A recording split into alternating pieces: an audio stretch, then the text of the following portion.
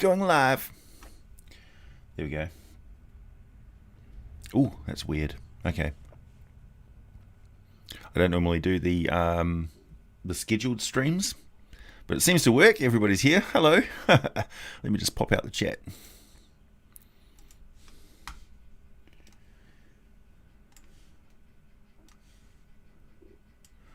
Rocking the prestigious Jordan University.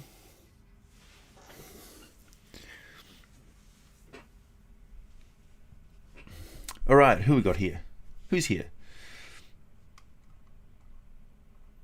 Moonring, hello. Hey, Corey.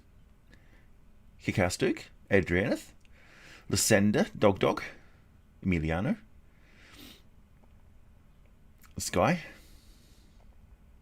Shady Grin, hey, how's it going? Mr. L, nice to see you. Bright Glory, Redrick the Entertainer, and Bilbo Baggins, nice to see you. I do believe you're a Patreon supporter now. Thank you very much. Jack O. Jacob 88, nice to see you. Oof, big jump in the chat there. Howdy, everybody. Thanks, Moonring. I'm quite proud of the shirt myself. It's a nice shirt. You should come buy one. Hey, Dragon Turtle. Long time no see. Yeah, cheese is good. It's sitting in the fridge. Hello, Tengu. Dark Strider. Findantu. Keith. Blue Mountains Gaming.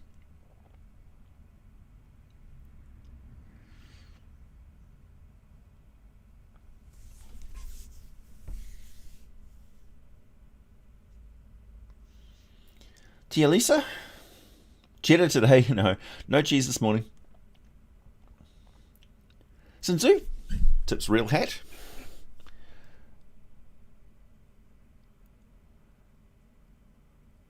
Oh, the shirt. Yeah, hang on. I'll give you a proper view. In my enormous frame. This is what it looks like on a real man, Jordan. I'm just kidding. Just kidding. He's got kids. That makes him more of a man than me, I suppose. All right. Okay, so topics of the day. Wandavision and the Feywild. So I'll just get into this, and we can start talking about it. So, can't resist the Scarlet Witch, yeah. So the Scarlet Witch has the ability to manipulate reality and manipulate minds. So in D&D terms, she's very much a Fey Lord. She could be a Fey Lord. She made in Wandavision, and this isn't too much of a spoiler, she's made an artificial reality, essentially. She's cordoned off an area and made an artificial reality in a town. And how I've been talking about the Feywild, it is exactly what she's doing in the real world. So in the Feywild, the natural state of the Feywild is this nightmarish, tooth and claw jungle that will kill anybody who goes there if they're not like ramped up to 11 on the nature tooth and claw scale. But when the Fey entities get there, they're fueled by story and fairy tale, and they're kind of like a step below the gods. If you like elevate reality, Feywild, and then you've got the upper planes. It's kind of like that, astral. Woo! When you get really high up in the Feywild, in the Fey Lord sort of area, you're starting to get into the Eladrin, and it's starting to get into Arvoria and the Olympus thing. The original writers, particularly Elaine Cunningham, was saying that Arvoria, the domain of the Seldarine, the Elven gods, is lowering slowly. It's coming down. It's shifting down a gear because it's getting more involved with mortal affairs. So it's leaving the heights of Olympus, and it's drifting down into the Feywild. And evidence of that is that the Seldarine are paying more attention to the elves. So they're queuing more to the mortal world and vying for power and followers and things like that, whereas previously they didn't need to. They were not part of that. So Feywild is rad. The MCU not so much. Well, it's highly successful, Michael. So the idea that when these Fey entities who are fueled by story and fable, which is kind of like a belief in a way, like it's not a religion per se, so there's a lot of fuzziness around the outside of it. Like stories change and morph, and fairy tales and nursery rhymes and things are very nebulous. But the core of them stays the same, and so the core of the Feywild's Fey Lords stays the same, but the nebulous nature of their story means that their realms in the Feywild, like the Wandavision sort of realm, is changeable and nuanced. So her realm in the story of Wandavision is changing with the changing sitcom sort of things going on, because it's changing. Her mood is changing. She's going through her grief and stuff. It's all a psychological projection for the Scarlet Witch. So you can imagine that the Feywild has those mercurial changes and mood shifts and stuff, which are tied directly into the Fey Lord, which is responsible, the central focus point of that story and fairy tale. So as you move through the Feywild, you're moving from one realm of story into another, and the transition can quite often be dramatic. So in the Wandavision story, objects which pass through the barrier into that new story actually change, physically change down to a fundamental level, and such is the way of things in the Feywild as well. Objects on your person can actually change according to the story. If all arrows look a certain way or have to look a certain way according to the story that you're walking into, your arrows will physically change in their quiver, and they will stay that way. Sometimes even if you leave the Feywild, so your arrows may be enchanted to do certain things. Magic rewrites reality in the Feywild, and it rewrites it according to set stories and narratives. And that's really, it's like I'm watching the Wandavision story thinking, this is exactly what you need to show to people to explain to them what the Feywild is like.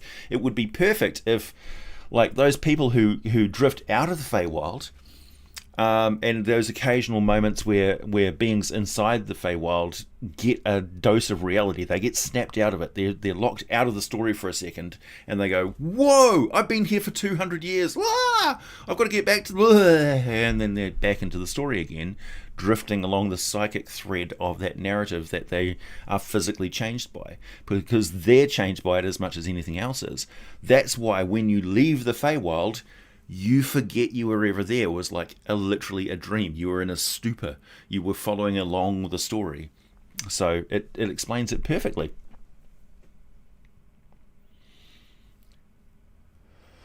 Hey, Yusuf. How as the DM would you roleplay the Fays? So the Fays are Vendor, yeah. So the Fey Lords and the Fey beings are locked into those stories just as much as anything else. They're completely keyed to it. So living without a narrative and a story, they're lost. When they get to the real world, they're giddy with the possibilities of what they can do. And they quite often do bizarre and outlandish and quite often violent and childish things, because they're without guidance of story. And it's a weird world, the mortal world for them. They're used to straw being spun into gold. It's just normal where they come from. Or they're used to the idea of transitioning from one story element to another, and possibly forgetting where they were for the last 100 years or whatever. So time is weird for the Fae, and space is quite often weird for the Fae as well. Does she got blink dogs though? She might do. You never know. Yeah, Feylords, it's not so much psychic, it's that their moods and stuff are tied in with a morphic plane. So they are bound by the story, much like gods are bound by their religions. So gods are a projection of their worshippers just as much as anything else. And here's an interesting idea of what I'm talking about. Kiran Sali is a drow from another world who got elevated to godhood, and by what? By who? How exactly? She now exists on the world of Toril as a god in their religion, But back in her original world, everybody's dead. It's just an entire world of dead people. And then she went to the abyss, and she got tied up in the story of Lolth and stuff. But where exactly did the drow and others of Faerun start worshipping her? Where did they become aware of her? Or how did that work? So it's one of those sort of brush it under the carpet is a too hard question. But Kiran Sali isn't native to the world of Toril. So if there's other dark elves on other worlds, and they have their own gods and religions, how do the Seldrain get involved with them? Well, they don't. They have their own version of a Seldrain. They have their own version. So in the original world of Toril, before the fall of the Drow and all that sort of stuff, they didn't worship the Seldrain, the gods of the elven pantheon. They worshipped Fey spirits, Fey entities, Fey lords. So they were very tied in with the Feywild and those fairy tales and things. And you got to wonder if they were more sort of fanciful and airy-fairy, and the like fairy tale and stuff like that was a part of their life. Like their magic, for instance, is them singing, and in singing you tell stories. So there's a primal sort of fey magic involved in real elven magic that goes back to these primal stories which tie into the Feywild and Fey lords. And elven high magic is where you have these gifted individuals who can basically channel raw power in the Feywild, in the real world, and they get together and they sing a song, a ritual, using their double vocal cord thingy, and they have the power to change worlds, often like catastrophically.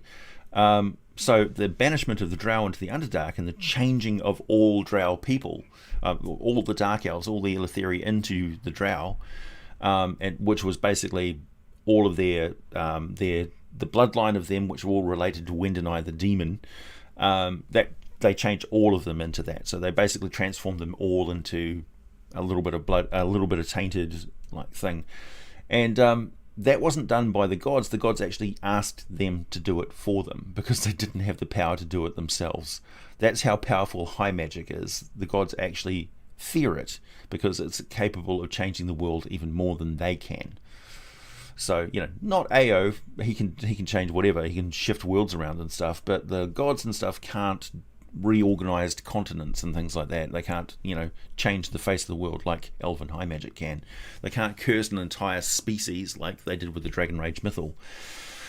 So it's pretty potent stuff, and that's that morphic ability and that fairy tale story element of the Feywild. And the Feywild can occasionally cross over and merge with the real world, and so the elves had the ability to merge the Feywild with the real world, affect a huge change across the entire area by basically telling it a new story about what it was. And it had to be just right. So the planets had to be in the right position and all this sort of stuff. So it was very specific. Hey, thanks, Frederick. Thanks, that perfectly fits my druid's backstory. Yeah, it should resonate very strongly with everything that D&D is, because that's the cohesive sort of picture that we have of the Feywild. And I think it's one of the best examples where we've had in modern literature and our modern folklore, our modern stories, because comic books are a folktale when you think about it. They're a new story, they're a new literature.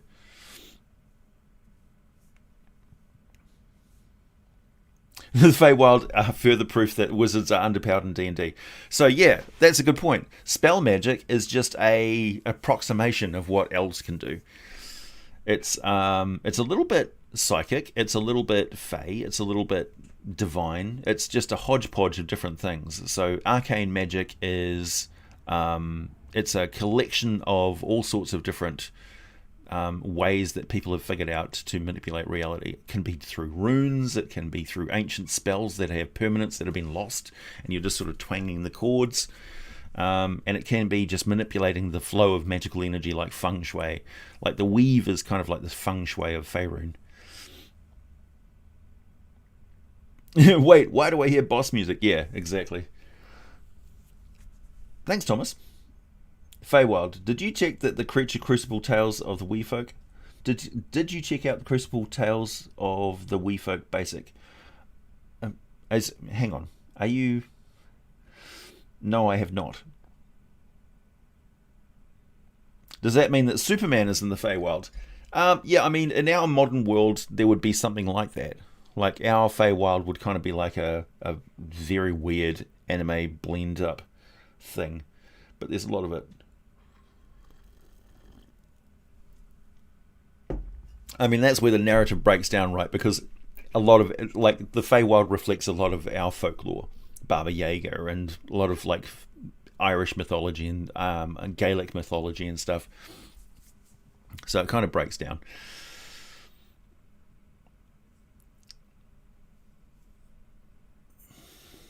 Spoiler, Critical Role, Blink Dogs, Furbolg, and Resurrection. Oh, yeah. Is Wish an instance of high magic? Wish is weird because it has to exist in the game, but it's always been kind of a problem because players, you don't really grasp what Wish can do. It's basically it's a catch-all spell. Like, for instance, high magic is the advantage of high magic, and one of the reasons why it's most powerful sort of magic on the world of Faerun, is that it doesn't, as long as everything's right and they're singing their ritual, they don't sacrifice components and make any, it's not a personal cost to them. So when they're singing their songs, they can keep powering out magical effects without personal cost to themselves in the circle that's doing the high magic. But when they're doing a really, really high mythal type thing, it requires somebody to keep on singing, sort of thing. So they will often sacrifice a high mage to continue on the magic. So essentially they've fed a soul into it, kind of like feeding a phylactery. A good example of that is Cadderly Bonadus, one of the characters of the Forgotten Realms, who was keeping a demon trapped, I think, using his own soul. So essentially he was locked in and maintaining the magic himself.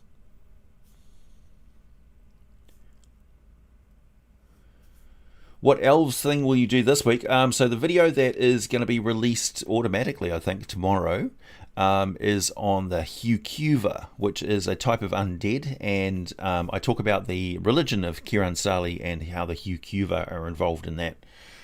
So that's the elven tie-in with that particular type of undead, and it's just adding to the undead series.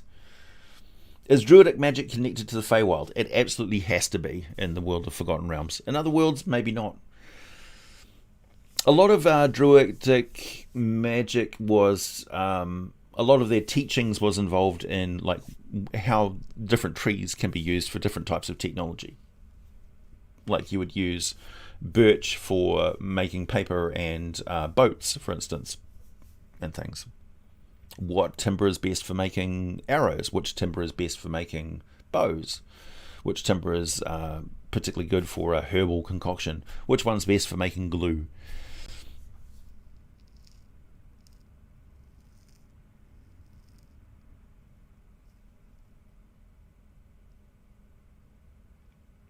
Oh yeah, the Studio Ghibli stories are great for sort of Feywild stuff.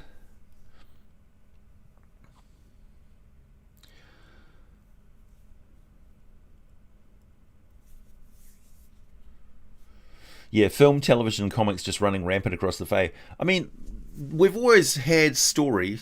Perhaps it requires the innocence of a child to tell a nursery rhyme, to elevate it into that state. I don't know. Song of the Valar, yeah. Hey, thanks, Bilbo. In the elven magic theme for today, can you explain what player class a Moonblade wielding elf would be on a 5e character sheet? I'm not sure if it's its own class or simply a modifier of a subclass. That would probably be a Eldritch Knight, right? Or a Hexblade type thing. Eldritch Knight, I suppose. Like you can be a fighter class that can throw spells around. That's basically your Eldritch Knight. That's where you get your feats that allow you to do a little bit of another class's actions. Vision is Warforged, maybe. Yeah.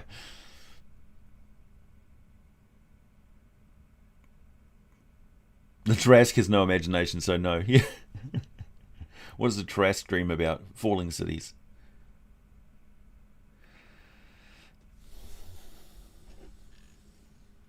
Yeah, Vision's absolutely a Warforged. Hey, thanks, Adrianeth. Another example of the Fae being linked to their stories is from the Sandman comics. In that story, a Midsummer's Night Dream was written to keep them alive in their own dream realm. Yeah, perfect example. Like if you're an Elven High Mage who, back in, say, 900 DR, got involved in a mythal to protect a city against a particular type of threat. Maybe it's a rampaging, infernal blooded bunch of treants or something. And the threat was going to persist beyond the lifespan of any particular mage, and they were worried that there were threats of orc hordes and things, and they wouldn't be able to protect the city. They would have to, split their forces and stuff, at which point the treants would invade and destroy the city. So they cast a powerful spell that creates a barrier around the city whereby there's a load of spells that the city is kind of generating through some gems and statues and things like that. And they need some sort of intelligent spell that is able to discern which spells would be best used. And so one of the High Mages stays inside the song, and they fade out of reality and into this dream realm as far as they're concerned, which maintains and monitors the environment around the city. Eventually the city falls because the forest catches fire. There's a massive flood. Maybe the sundering happened. Everybody dies, but this mage is still wandering around this ruin, even underwater, who knows, and maintaining this vigil. Well, what happens if eventually that spell breaks and is cancelled somehow? Maybe there's some anti-magic effect. Maybe one of the statues falls over and it disrupts the entire thing. Does that mage now? I suppose they've got a choice. They could either pass on to the afterlife and reincarnate. As elves, they have that option. Go on to Arvandor and settle into the forest with the rest of the Celdrine. Say, what a good elf I was, doing my duty. Or do they pop back into reality hundreds and hundreds of years later, unaware of everything that's gone on, good as new, as fresh as the day they walked into that spell? So there's a kind of immortality possibility there. Thanks to William.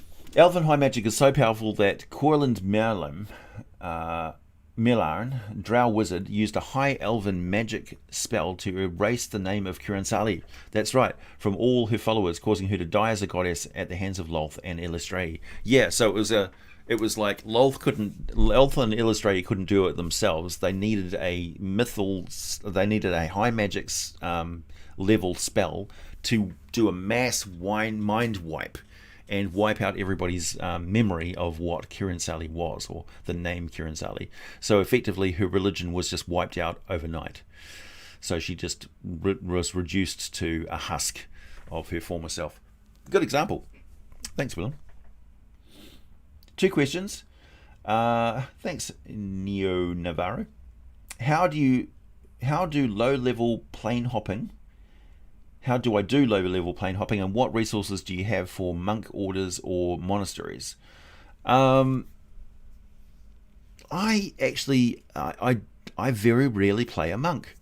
I just realised I very, very rarely play a monk. I just don't particularly like playing monks. So I've never really investigated much. I know a few monasteries that are in the realms and things. But as for resources for them, I guess I just draw on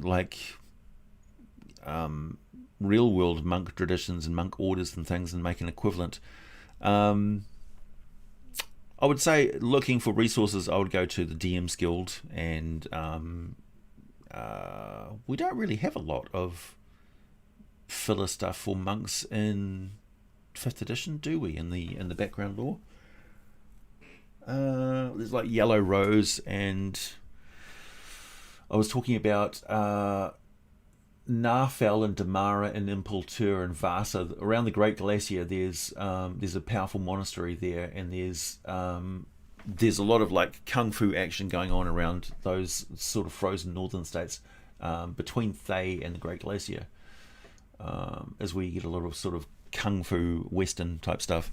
As for low-level hopping between planes, existing portals, finding out about existing portals and things, basically let it be known to your DM that you want to do a lot of plane hopping in your campaign, and they'll make it available to you. You don't really need to get into like a narrative reason why it is there. That's pretty much in the hands of the DM. There's plenty of ways that the DM can insert a portal anywhere because of all the lost empires and stuff.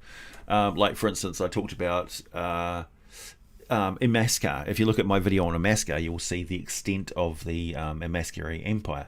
Also, there's hints in the lore that portals were moved, so it's actually possible to take an existing ancient portal that was originally made by the Batraki amphibians and move it to another location without disrupting its destination that it goes to.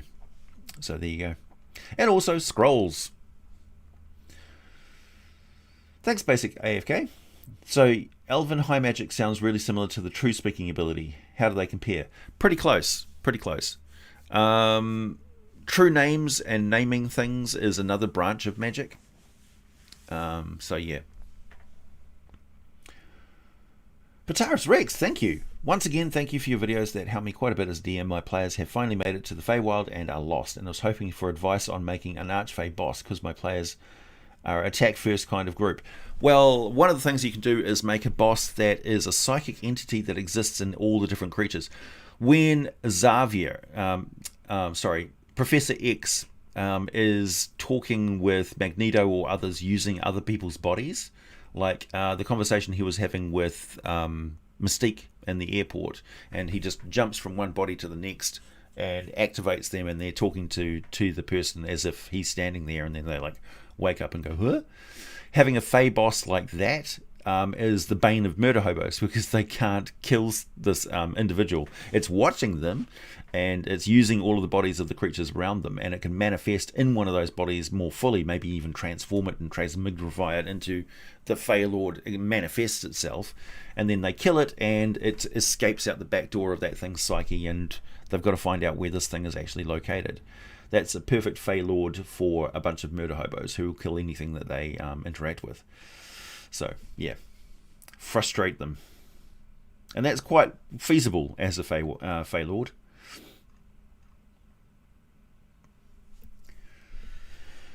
Vika, nice to see you. The movie Kung Fu Hustle was so good. Yeah, absolutely. What was Bruce Lee's favourite beverage? Water! Be like water, my friend.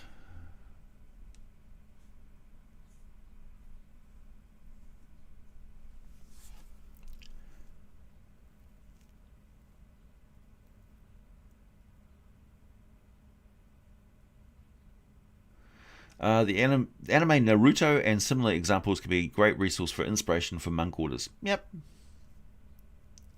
I mean, you can have your version of the Shaolin monks. You can have your version of, like, you know, Phoenix Palm and Drunken Style and all that sort of thing. We've got plenty of resources. And make them, like, more bizarre. Like, what is a Griffin style, or what's a Behir style monk order like? Well, we engage in a lot of spelunking and mountain climbing. We stand around hoping to get hit by lightning. After a while, our grandmasters grow extra arms and are able to shoot lightning bolts. And when they get mad, they bite you.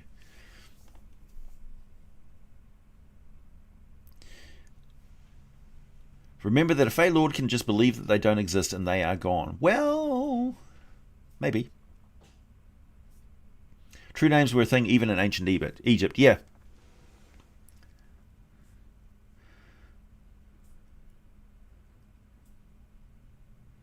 So, do names have power with the Fae in the Forgotten Realms? Yes. One of the things that I'm kind of like, I scratch my head at with the 5th edition is they don't really, they seem to ignore that the Fae have got this real problem with iron, cold iron. So, like, your fry pan, your cold iron, like your cast iron fry pan, would be the bane of a Fae. It's like if an Eladrin came through and just like sort of settled down in your living room and you bashed it over the head with your frying pan, that'd be it, lights out. It's poisonous to the Fae. It's like uranium. But they don't acknowledge that in 5th edition for some reason. Or like the whole idea that you can circle your house with salt and it will keep the Fae away.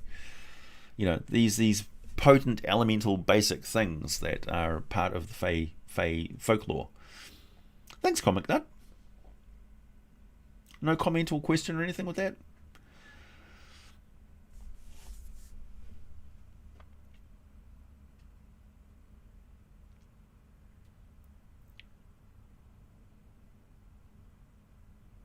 Everybody was kung fu fighting.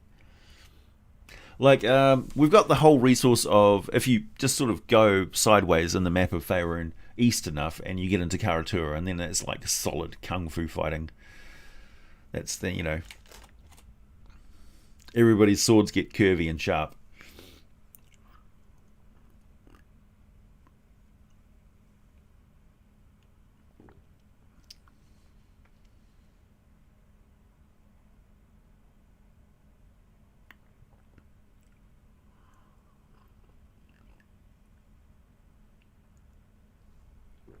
Hey, good luck, Steve. Good luck with your Vampire the Masquerade. This is Feyhammer, the original frying pan, legendary frying pan. Thanks, Donald. It seems like the Feywild could be easily adapted to Shinto traditions for a more Asian-themed campaign. Yeah. There's incredibly rich resources of folklore and different mythologies and things like that, particularly in China. If you go looking for, like, go into Wiki and go real deep in Wiki and look at the ethnic groups that make up China, because it's an incredibly diverse country with lots of different ethnic groups with their own traditions and things.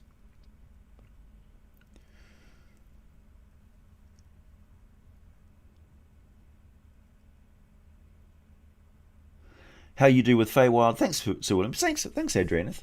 Iron Salt if you want to repel and reveal glamour. Yeah, so one of the things with the Feywild is, yes, they can cast illusions like nobody's business. It's like blink and there's something else. But they can be revealed so easily if you know the right tricks.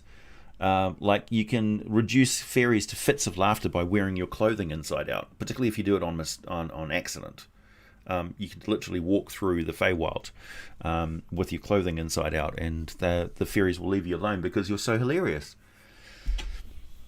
To them, they're very proper in the way they do things. Hey, Dorfin. Nice to see you. Check out the shirt.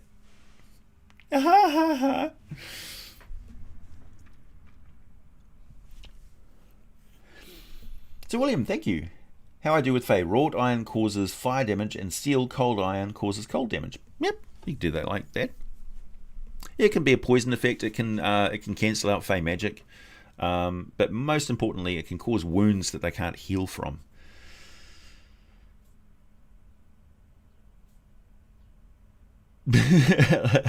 Labyrinth. I'm David Bowie. I'm wearing mascara, and I'm here to steal a baby. Goblin King.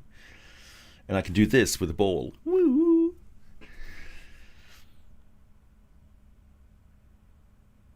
In Naruto, each village specializes in their own set of powers, and then each character creates their own variation and set of unique powers. From there, they level up.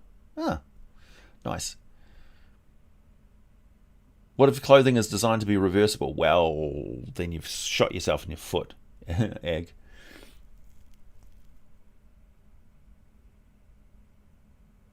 There's a French kickboxing called Sabat, and sailors used ocean momentum to train. Oh, interesting. Yeah, Sabat was also a Street Fighter character, kind of like a knockoff of Wolverine. Except he was all like, wore a mask.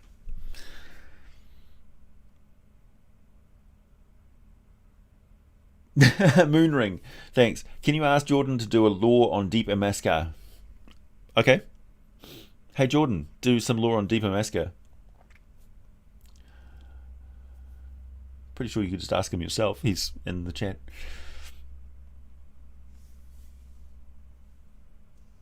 Standscape. Would that inside-out clothing trick work on Fey Lords? Yeah, maybe. Probably not. Like, a lot of them are very snooty. You need to follow all the right protocols and to get even a meeting with a Feylord. And they're so involved in their own stuff that, like, how would you describe an off-the-cuff meeting with Baba Yaga or the Queen of Hearts or, you know, Titania or Oberon? They're probably involved in their own shit, you know? Quite right, Macho. Vega wore a mask. My bad, sorry. Don't kill me. Also, in my next video, I describe Ventress, Asajj Ventress, as a Jedi assassin. I don't mean she's a Jedi and assassin. I mean she's an assassin of Jedis. So, heading off, like, yeah, I'm going to get the shit torn out of me for that. I'm saying, right now, I can tell you. Iron salt exists. Would be a hell of a poison for those Fey. Yeah. Oh yeah, Jareth is absolutely an archfey.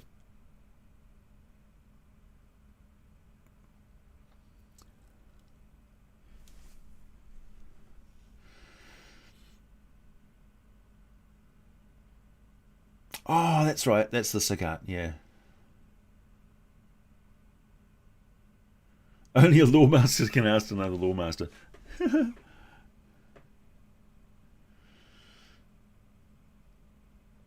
Hey Jordan, people are asking you to do a video on the lore of Deepa Masker. Or is it Deepa Masker or just regular Masker? Deepa Masker. I mean, you kind of got. There's been a few little bits of involvement in Deepa Masker in the lore, but really you've got carte blanche to make up whatever you want is in Deepa Masker. The guys who wrote the game have said that we're not going to describe what's in there, or maybe we will, but we're not going to tell you. So, Dwarf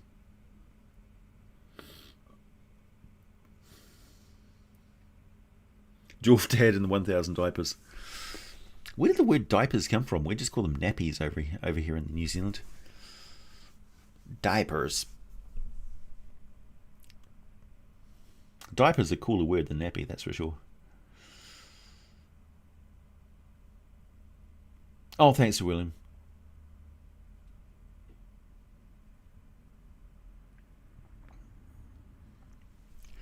Confirmed, Jordan has a list as well. We all keep lists.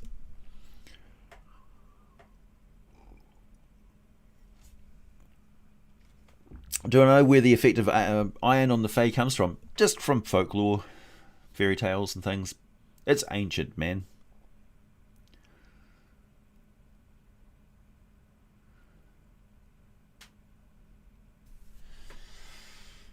So coming up, I asked the channel subscribers for some ideas for coming for videos, what they want coming up, and so I'm going to do a video on the Rhaegar, which is another ancient species in the multiverse. They're quite interesting. They may be the species that invented spelljamming helms. I'm going to do a video on dragon hordes, just the ecology of a dragon horde, what you can expect to find in them.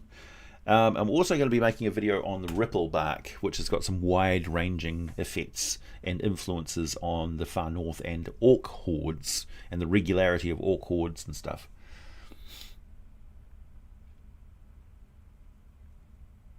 You call them dipes?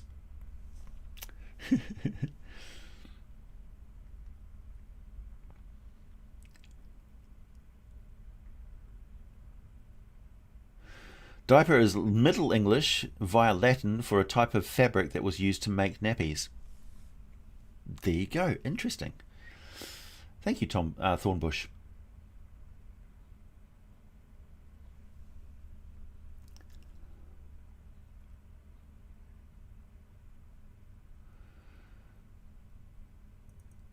Mr. Klotzy with the unpopular opinion. So Wandavision, I really don't care for that show. It's so very boring, and in the end, just glorified fan fiction. And sadly, I read far better fan fiction on the couple already. It's not glorified fan fiction. It's actually a story arc from the comic series. Did you read the original? Like what happened with Wanda?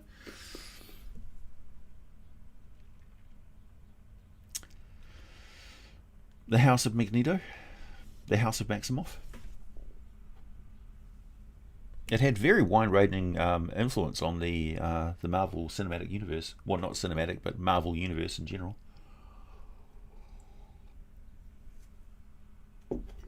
I mean, as a bit of an aficionado of the Avengers, it really pissed me off how they've written Wonder Man out of the story of Wanda and Vision.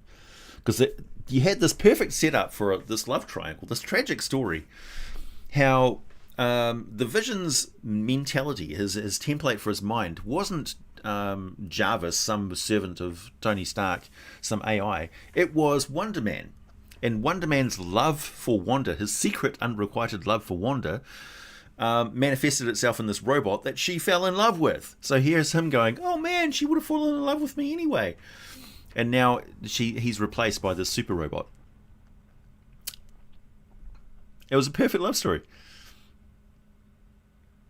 So sad.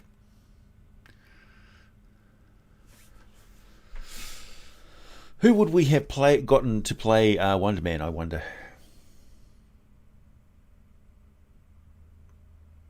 Maybe it's just problematic that there's a male version of a hero with the word wonder in there.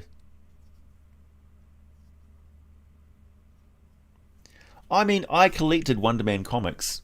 That was like, my friend collected Batman, another friend collected Spider-Man. I was an avid collector of Wonder Man, Blue Devil, Blue Beetle. Blue Beetle got killed. Blue Devil just vanished. Wonder Man was written out of the MCU. Like, what the? Why you shit on my dreams? So, the MCU may be fan service for us Generation X comic lovers, but not me, personally. Personally, no. No Colossus and the X-Men. No Wonder Man. Nathan Fillion is Wonder Man. Okay, I'm kind of glad that they didn't have him in there. Chuck Norris is Wonder Man. I don't think Nathan Fillion's got the muscularity to carry it off, really. Who else could do it? Manganiello. Joe Manganiello as Wonder Man. What were Wonder Man's powers? Well, you see, he got empowered by Baron Zemo and bombarded with ionic energy, which gave him temporary powers, but the transformation of his body carried on and killed him. Well, kind of transformed him after his death. And then his brother, who had these dark sort of voodoo powers, rose him from the dead as a zombie. But in actual fact, he wasn't a zombie. He wasn't dead. He was just transforming into his next incarnation, which, as Wonder Man, basically meant that his insides were all ionic energy and his outsides were a projection of his mental state. So he's a being composed of ionic energy. So he's super strong. He got injured. He's capable of being injured by magic and stuff, kind of like most invulnerable heroes. So the Scarlet Witch once clawed him, and fighting demons and stuff isn't too nice. But other than that, he's basically nigh invulnerable. And he is able to tap. Tony Stark designed some little jetpacks which tap into his ionic energy. So he had these little hip jetpack units, so he could fly around that way. But otherwise, he couldn't fly. He was just super strong and tough. And I guess that made him boring from an MCU point of view. But it's the story of his, like, how he became his mentality, and the story of his life and stuff was what really interested me, because he had this tragic sort of start. Yeah, that's true, Mark Joe. Hank Pym was a dick.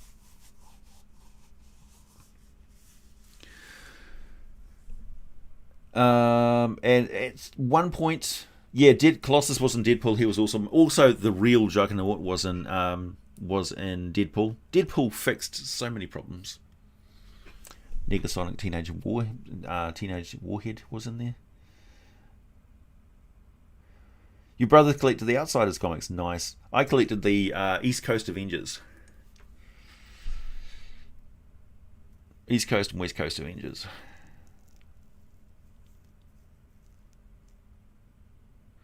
Really? Grim Reaper's mask was in the opening credits of Wandavision briefly. Man, they've packed so many like Easter eggs into there. Crazy. Sorry, Bilbo, almost missed your super chat there. One other question, and totally random. But if you had to live in the D&D universe, everybody asked me this question, what realm, race, and profession would you choose, excluding godhood, of course? Let's see. I would be a human mage living in Candlekeep. This is what I answer most of the time. Candlekeep, I think, is one of the best places to be on the realms. I quite like the weather. It gets really cold in winter. They have good mead. They've got honey cakes and crab cakes. The crab cakes of Candlekeep really interest me. And they've also got really excellent lamb shanks nearby in Burlost. So I would definitely live there. Sorry, is it Burlost? Sorry, hang on. Beergost, sorry. So that's where I would be. I would literally be a sage living in Candlekeep. Feywild noob question. Thanks, Victor. What are books that talk about the Feywild? So most recently, Mordenkainen's Tome of Foes will talk about the Fey and the Elves and the Feywild a little bit.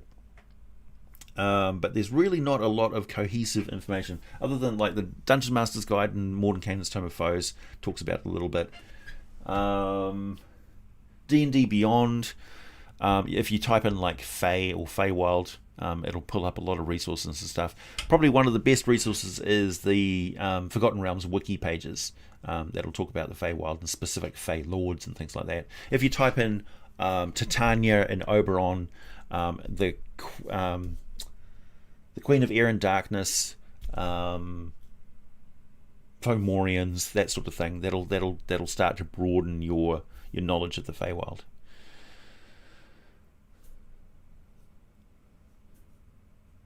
Thanks, Pataris Rex. If I get my players to solve riddles and trials for each Fey court, what kind of blessing or gifts can I give them? Like, remember that whole thing that each Fey realm sort of changes them or changes something on them. So you can enchant various objects and things that they carry with specific weird powers, like wand of wonder sort of powers. Like, I don't know, maybe if they unbutton their top buttons, they summon a cloud of butterflies. That sort of weird stuff. Weird sort of things that make sense in a story but don't make sense anywhere else. So, like, say they've got a woolen hat that when they stuff it full of straw, they'll pull out a goose egg in the morning. Like, it makes no sense in the real world, but it makes perfect sense in the Feywild. That sort of thing.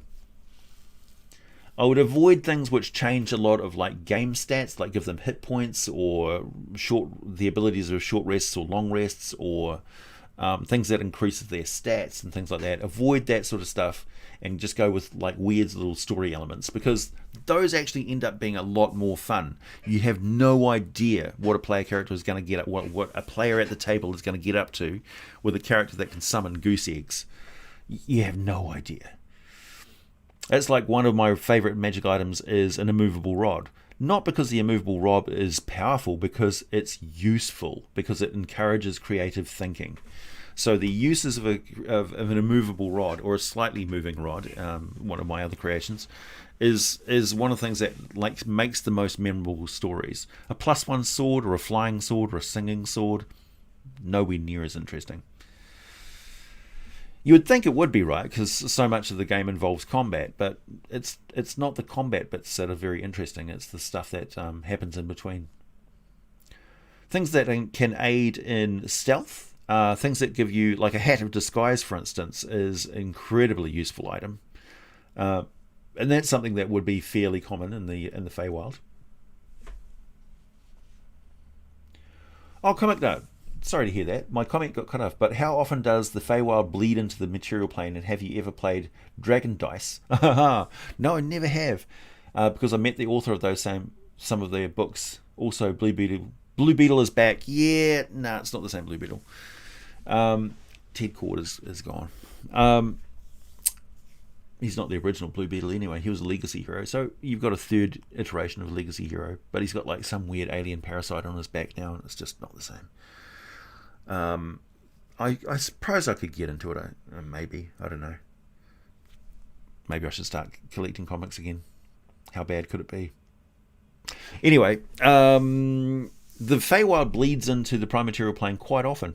It's got to do with like eclipses and Stonehenge type stuff.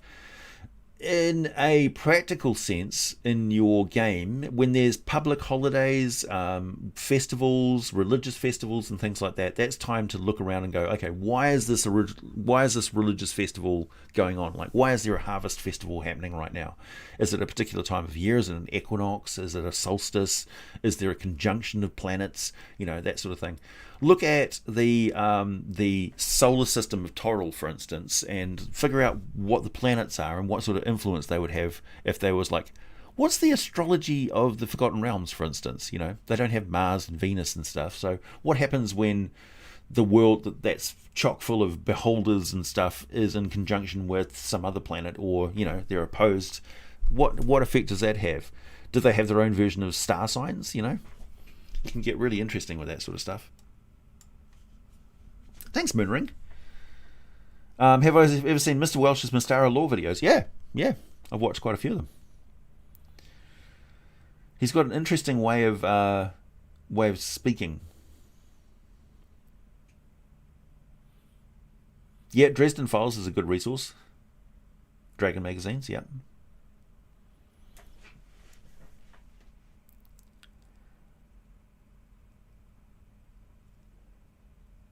What was that, Lysander? You wake up in the Feywild to find 2 of the party's hats have had fusion hat children.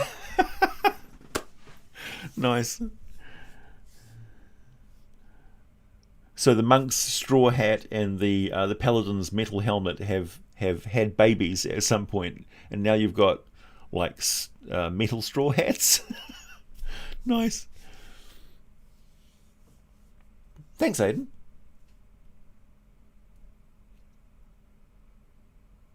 Comics still have some gems in them, but they're not looking too good right now. Damien, if you cast Prismatic Spray in an area enveloped by magical darkness, does Dio's Rainbow in the Dark start playing? I think that's a requirement. Yes, absolutely. Do, do, do, do, do, do, do.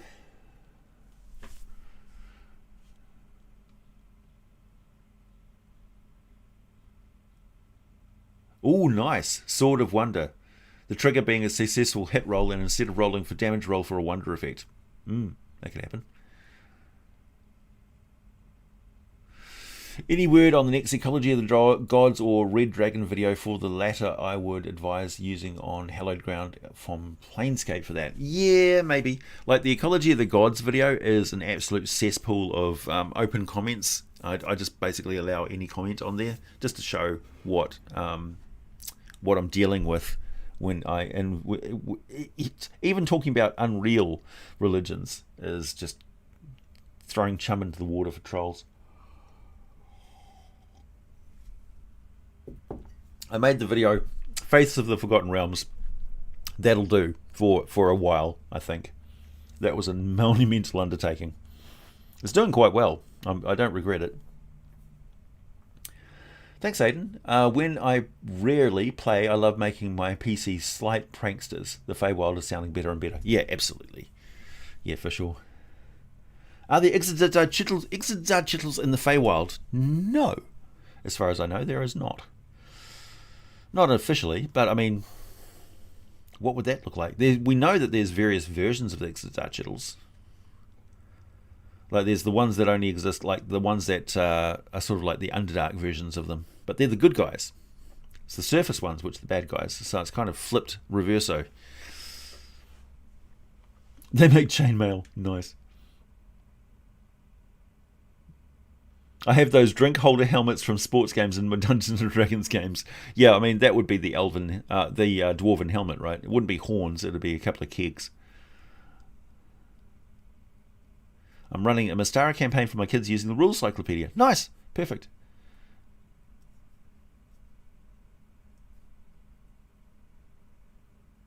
What's your zodiac sign? A Tarrasque. Backs away slowly. Yeah. When the moon is in the 7th house.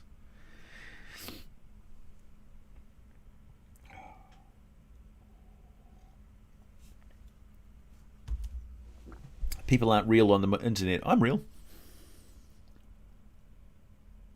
Ecology of Trolls April Fool's video when? Yeah, I kind of did that once. Casper, thank you. In D&D, is it possible for a metallic and chromatic dragon to produce offspring between them? Yes, it is. Or do either Bahamut or Tiamat prevent it from happening, like with Grumsh and the Elfin half-orcs? No, they don't. It's just their mentality and social structure prevents them from doing it.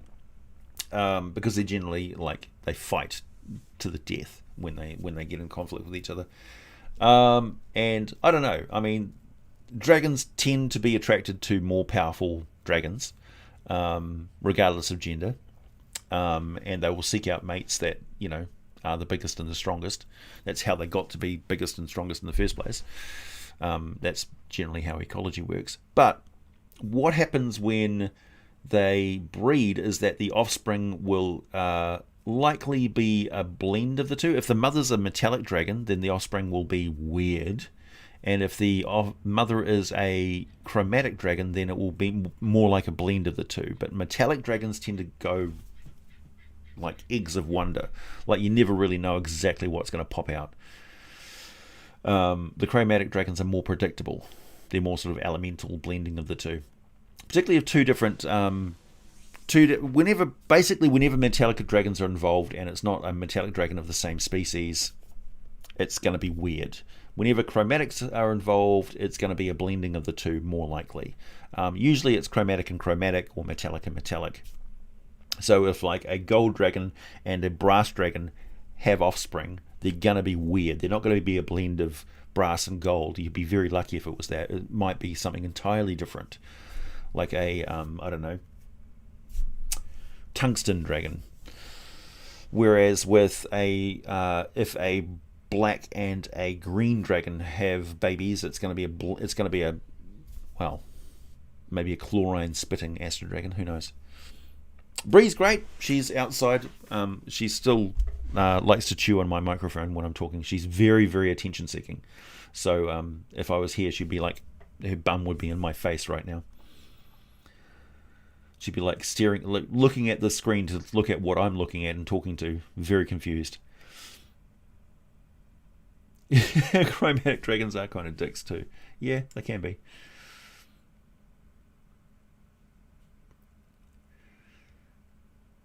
Jimmy Styles, demon pixies, dixies? Yeah, I suppose so.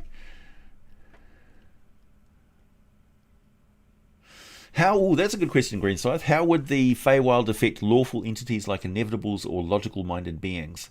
Can't trip out a mind that works like a clock. Yeah, the more important question would be what effect they would have on the Feywild, because their mind would be trying to fix a morphic plane. They'd be trying to make sure that everything works the same way every time. So they'd be frustrated by the chaos of it, for sure. It would be uncomfortable for them. It's kind of like I explained the worlds of like the outer plane of Bitopia, for instance, composed to Isgard. Isgard is uncomfortable for a lot of people.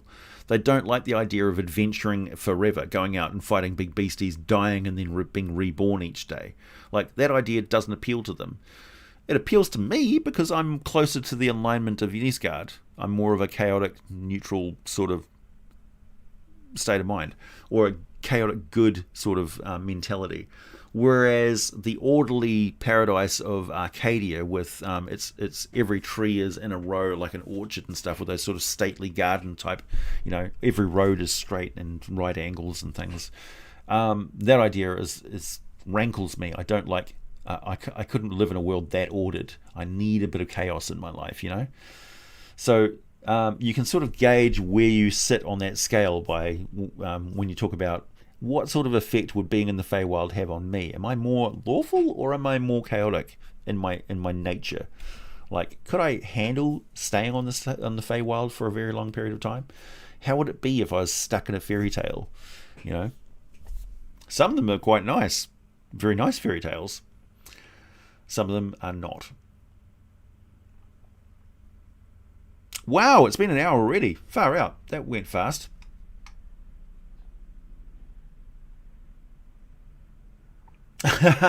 Speaking of Fae, care to talk about your pixie mobsters in the City of Doors?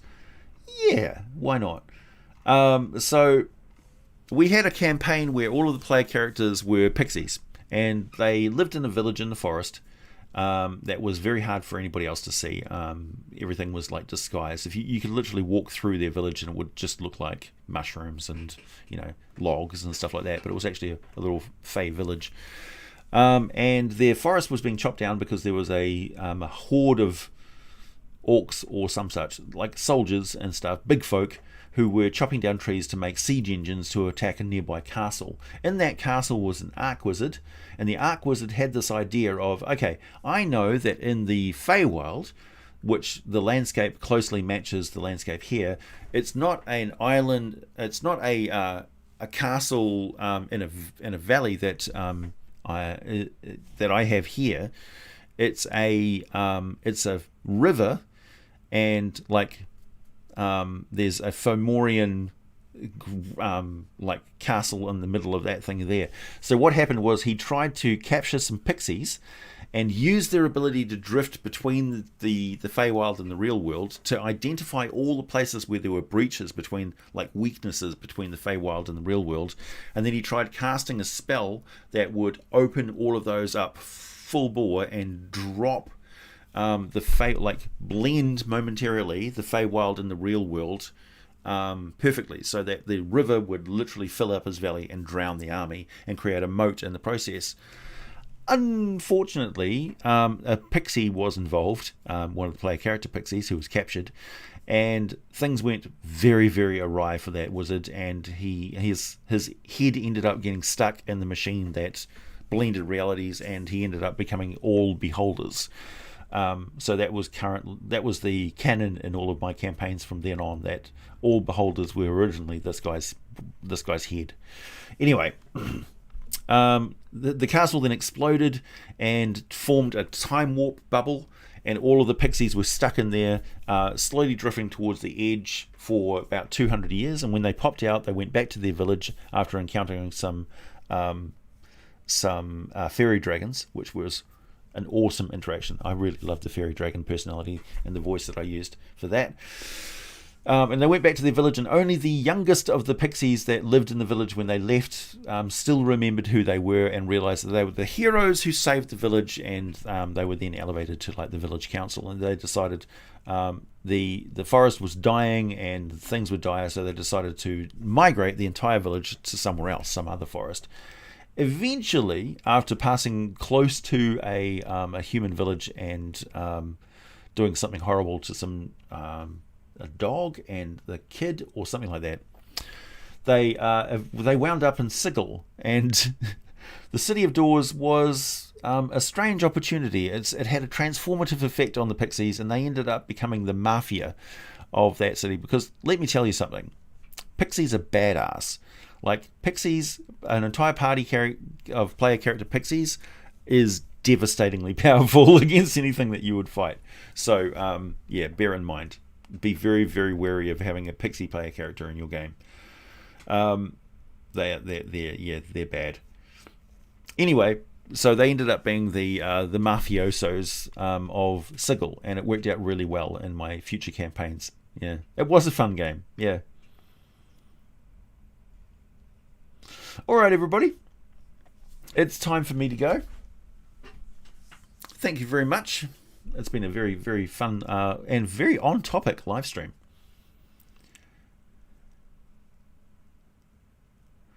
Why has no wizard made the equivalent of an interplanetary ICBM? You know they would. Yeah, they probably would. The Pixie Mafia of Sigil, yeah. What's that movie with the animals, with the rabbit cop and the fox bad guy who ends up being a police officer as well? And there's like, the mafia is like this shrew and his daughter, and they've got the polar bears as the goons. That's really good. It's kind of like that. You got this little, I'll do you a favor. All right. Good stream. Catch you later, everybody.